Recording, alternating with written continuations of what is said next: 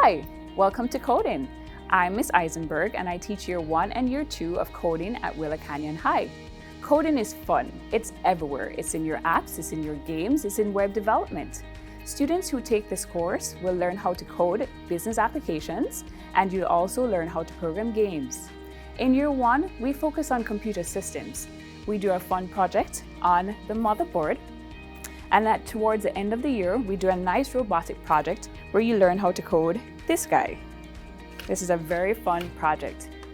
In Year 1, we focus on the fundamentals of coding.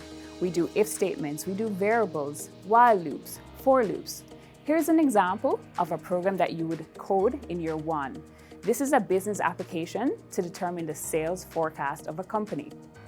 In Year 2, we focus on web development using JavaScript, and we prepare you for your industry exam.